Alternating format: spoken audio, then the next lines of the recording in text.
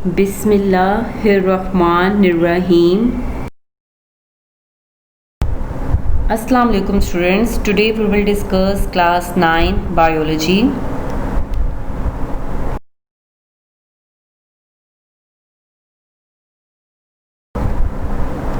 Chapter 4 Cells and Tissues. Now students, in today's lecture we will discuss the water balance problems, then we will discuss the osmosis and guard cells, then filtration process in detail, then we will discuss the active transport, then endocytosis, then at the end we will discuss the exocytosis process in detail. Water balance problem. Now students, we will discuss the water balance problems in animal and plant cells in detail. So students, firstly we will discuss the water balance problems in animal cell. So students, water balance problems in animal cells are given below, like animal cell in an isotonic solution. It means कि अगर आप animal cell को isotonic solution में place करोगे तो then what will happen to the cell, वो हमने discuss करने. Like students, when an animal cell such as red blood cell is placed in an isotonic solution, the cell volume remains constant because the rate at which water is entering cell is equal to the rate at which it is moving out. It means कि जब आप animal cell को, आप जैसे कि red blood cell है उसको isotonic solution में रखते हो तो देन जो सेल का वॉल्यूम होता है वो सेम रहता है, वो चेंज नहीं होता, क्योंकि जितनी अमाउंट में वाटर जो है सेल के अंदर एंटर हो रहा होता है उतनी अमाउंट में वाटर जो है वो सेल के आउटसाइड इन्वायरमेंट में मूव कर रहा होता है. As you can see in the figure कि आइसोटोनिक सोल्यूशन में जो सेल होते हैं उसके साइज़ पे, उसके वॉल्यूम पे इफ़ेक्ट नहीं होता, क्योंकि जितनी अमाउंट में वाटर इनसाइड मूव कर रहा है उतनी अमाउंट में वाटर क्या कर रहा है, आउटसाइड मूव कर रहा है. तो सेल क्या होता है, उसकी जो शेप होती है वो नॉर्मल रहती है in isotonic solution. Water balance problems. Now students, we will discuss the water balance problems in animal cell. So students, we will discuss the animal cell in a hypotonic solution. It means कि जब आप animal cell को hypotonic solution में रखोगे तो then animal cell के साथ क्या होगा. So students, when a cell is placed in a hypotonic solution, water enters and cell swells and may rupture like an overfilled balloon. It means कि अगर आप रेड ब्लड सेल को आप hypotonic solution में रखते हो, ऐसे सोल्यूशन में जहाँ पे वाटर की अमाउंट ज़्यादा है, तो देन क्या होगा, वाटर एंटर हो जाएगा सेल के अंदर और सेल क्या कर जाएगा, स्वेल हो जाएगा और रप्चर हो जाएगा. जैसे कि अगर आप बलून में वाटर की अमाउंट ज़्यादा कर दो तो जैसे वो रप्चर हो जाता है, जस्ट आपका जो सेल है उसके साथ भी यही होगा. As you can see in the figure कि ये हाइपोटोनिक सोल्यूशन है. इन केस कि अगर आपने यहाँ पे रेड ब्लड सेल को प्लेस किया हाइपोटोनिक सोल्यूशन में तो देन क्या होगा, वाटर जो आउटसाइड है वो इनसाइड मूव करता रहेगा. तो देन एट द एंड क्या हो जाएगा, आपका जो रेड ब्लड सेल है वो क्या हो जाएगा, रप्चर हो जाएगा. Water balance problems. Now we will discuss the water balance problem in animal cell. Like we will discuss the animal cell in a hypertonic solution. It means कि जब hypertonic solution में आप animal cell को place करोगे तो then what will happen to the animal cell. So students, similarly an animal cell placed in a hypertonic solution will loose water and will shrink in size. It means कि अगर आप animal cell को hypertonic solution में रखते हो, ऐसा solution जिसमें स्ल्यूट की अमाउंट ज़्यादा है, तो देन क्या होगा, ये सेल वाटर लूज करेगा और एट द एंड श्रिंक हो जाएगा साइज में. As you can see in the figure कि ये हाइपरटोनिक सोल्यूशन है. अब हाइपरटोनिक सोल्यूशन में आउटसाइड इन्वायरमेंट में वाटर की अमाउंट कम है जबकि स्ल्यूट की अमाउंट ज़्यादा है, तो जो सेल में वाटर होगा वो हाई कंसनट्रेशन से, इट मीन्स के जो सेल के अंदर वाटर की अमाउंट ज़्यादा है as compare to the surrounding, तो वहाँ से वाटर जो है वो आउटसाइड इन्वायरमेंट में मूव कर जाएगा ऑस्मोसिस प्रोसेस के थ्रू. देन क्या हो जाएगा, जब इसमें से वाटर लूज होता जाएगा सेल में से तो इवेंचुअली क्या हो जाएगा, श्रिंक हो जाएगा साइज में. So students, So in hypotonic environment like fresh water, animal cells must have ways to prevent excessive entry of water. It means कि ऐसे एनिमल सेल्स जो कि हाइपोटोनिक इन्वायरमेंट में होते हैं, लाइक फ्रेश वाटर में होते हैं, जहाँ पे वाटर की अमाउंट ज़्यादा होती है, तो देन उनके अंदर ऐसी अडेप्टेशंस होनी चाहिए कि वो जो एक्सेसिव अमाउंट है वाटर की वो इनसाइड एंटर होने से क्या करें, प्रिवेंट करें. Then in hypertonic environments like C water, like अगर जो ऑर्गेनिज्म सी वाटर में रहते हैं तो उनकी जो बॉडी के सेल्स होते हैं उनके अंदर ये अडेप्टेशंस होनी चाहिए. They must have ways to prevent excessive loss of water, कि वो किस तरह एक्सेसिव लॉस जो है वाटर का आउटसाइड इन्वायरमेंट में वो कम करें. So students, this is the information regarding the water balance problems in animal cell. Water balance problems. Now students, we will discuss the water balance problem in plant cells.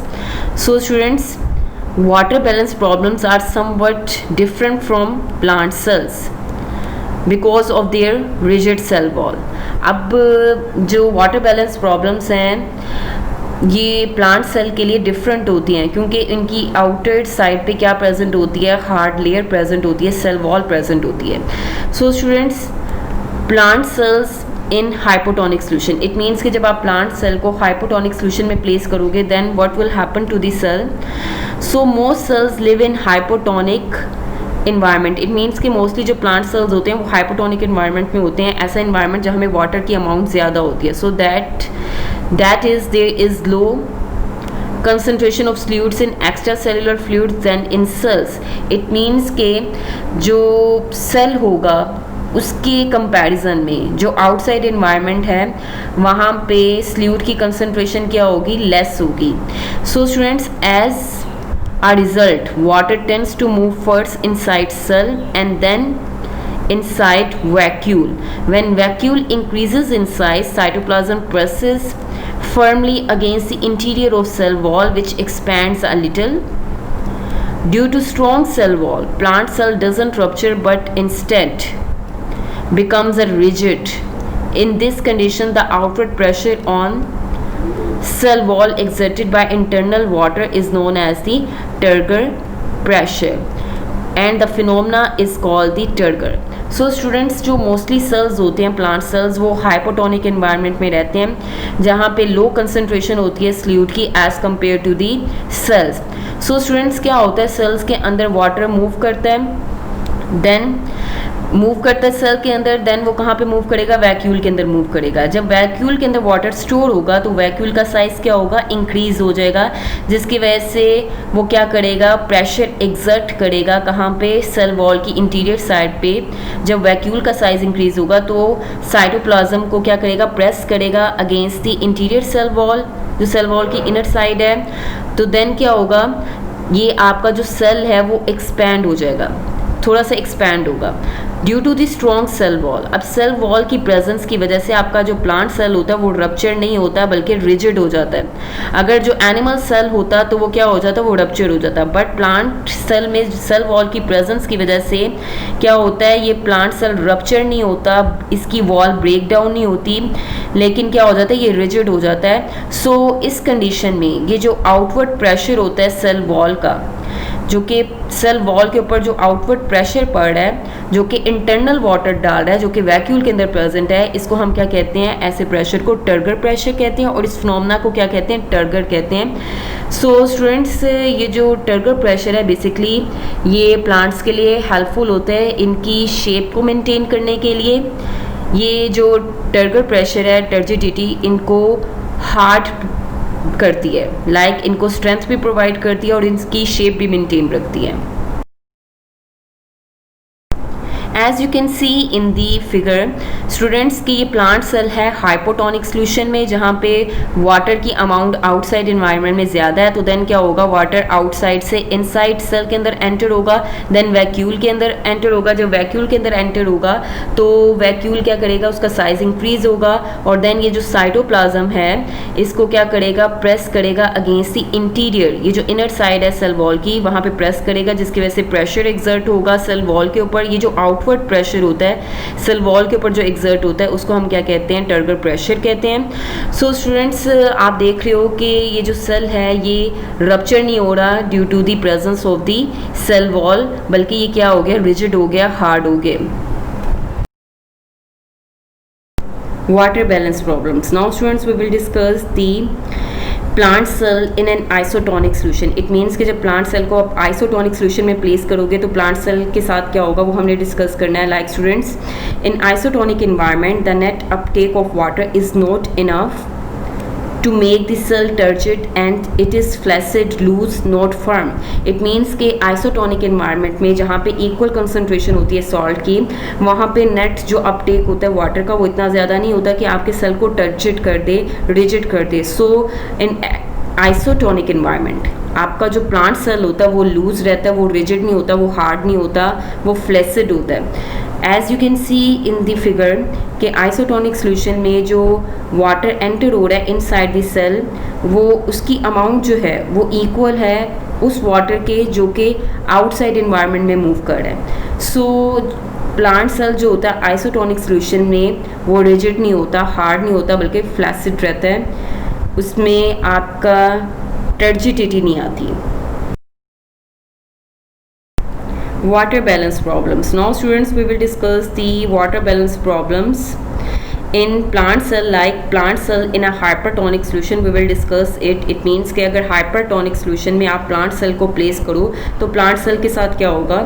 Like students in a hypertonic environment a plant cell loses water and cytoplasm shrinks. अब ये जो hypertonic environment होता है ऐसा environment होता है जहाँ पे आपकी स्ल्यूट की कंसंट्रेशन ज़्यादा होती है as compare to the plant cell. तो देन क्या होगा, प्लांट सेल वाटर लूज करेगा तो देन क्या करेगा, उसका साइटोप्लाज्म श्रिंक हो जाएगा, सुकर जाएगा। अब ये जो श्रिंकिंग ऑफ साइटोप्लाज्म है इसको हम क्या कहते हैं, it is called plasmolysis. As you can see in the figure कि ये हाइपरटोनिक सोल्यूशन है जहाँ पे वाटर की अमाउंट लेस है, सॉल्यूट की अमाउंट ज़्यादा है। सो स्टूडेंट्स ये जो सेल है जो कि प्लांट सेल प्लेस किया है हाइपरटोनिक सोल्यूशन में, वहाँ से जो वाटर है इनसाइड दी प्लांट सेल वो आउटसाइड मूव करेगा वाटर, तो देन साइटोप्लाज्म क्या कर रहा है, श्रिंक कर रहा है। अभी जो श्रिंकिंग ऑफ साइटोप्लाज्म है इसको आप क्या कहते हो, प्लाज्मोलाइसिस कहते हो। So students this is the information regarding the water balance problems in animal and plant cell. Osmosis and guard cells. Now students we will discuss the osmosis and guard cells in detail. So students stomata जो openings होती हैं leaf epidermis में, they are surrounded by the guard sales.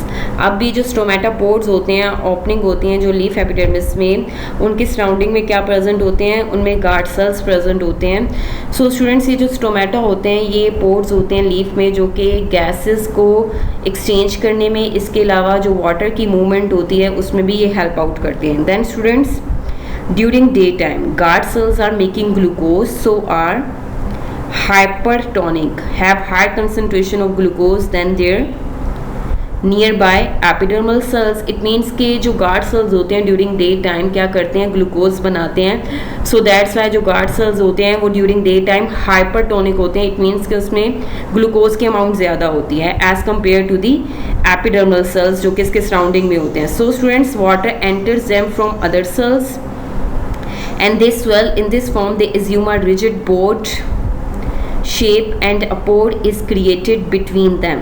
It means कि जब guard cells hypertonic होंगे तो definitely जो इसके सराउंडिंग में एपिडर्मल सेल्स होंगे वहाँ से वाटर कहाँ पे एंटर होगा, गार्ड सेल्स में एंटर होगा, तो देन वो स्वेल हो जाएंगे। जब वो स्वेल होंगे तो सेंटर में उनका क्या बन जाएगा, पोर क्रिएट हो जाएगा, जिसकी वजह से हम कहते हैं ड्यूरिंग डे टाइम जो स्टोमेटा होते हैं वो ओपन होते हैं, वो इस फिनोमेना की वजह से ओपन होते हैं। As you can see in the figure कि ये गार्ड सेल्स हैं, ठीक है। अभी जो गार्ड सेल्स होते हैं ड्यूरिंग डे टाइम क्या होते हैं, हाइपरटोनिक होते हैं। इट मीन्स कि ग्लूकोज बनाते हैं। अब यहाँ पे जो सराउंडिंग में एपिडर्मल सेल्स होंगे वहाँ से वाटर जब inside the guard sales enter होगा तो देन ये क्या हो जाएंगे, ये रिजिड हो जाएंगे। तो जब ये रिजिड हो जाएंगे, स्वेल हो जाएंगे, तो देन सेंटर में ये क्या हो जाएगा, पोर क्रिएट हो जाएगा।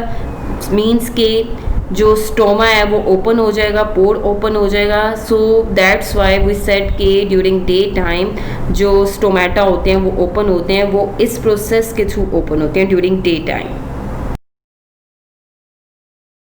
Osmosis and guard cells. Now students, we will discuss its remaining points like during night time, at night when there is low solute concentration in guard cells. It means कि during night time definitely guard cells जो होते हैं वो glucose नहीं बनाएंगे, वो photosynthesis नहीं करेंगे और ग्लूकोज नहीं बनेगा ड्यूरिंग नाइट टाइम.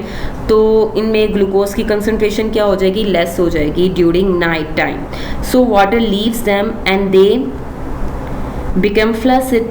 तो डेफिनेटली जो वाटर होगा गार्ड सेल्स में वो आउटसाइड इन्वायरमेंट में मूव कर जाएगा थ्रू ऑस्मोसिस प्रोसेस, क्योंकि जो गार्ड सेल्स हैं उनमें वाटर की अमाउंट ड्यूरिंग नाइट टाइम वो ज़्यादा होगी as compare to the epidermal sales.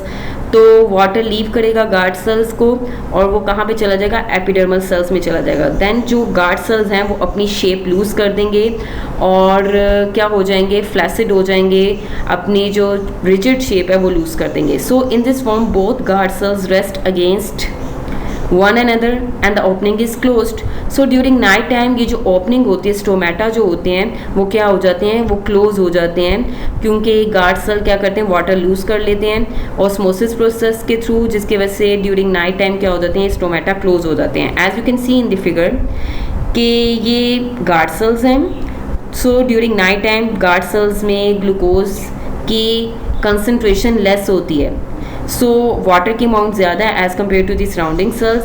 So जिसकी वजह से ये जो वाटर होता है गार्ड सेल्स का वो क्या होता है, वो आउटसाइड इन्वायरमेंट में मूव करता है, जिसकी वजह से ये क्या हो जाते हैं, ये लूज शेप के हो जाते हैं. अपनी शेप क्या कर देते हैं, लूज़ कर देते हैं, अपनी जो हार्ड शेप है वो लूज़ कर देते हैं. देन यू कैन सी कि जो सेंटर में पोर है वो क्या हो जाता है, क्लोज हो जाते हैं, क्योंकि ये गार्ड सेल्स क्या कर रही हैं, श्रिंक कर रहे हैं, जिसकी वजह से सेंटर में पोर क्या हो रहा है, क्लोज हो रहा है.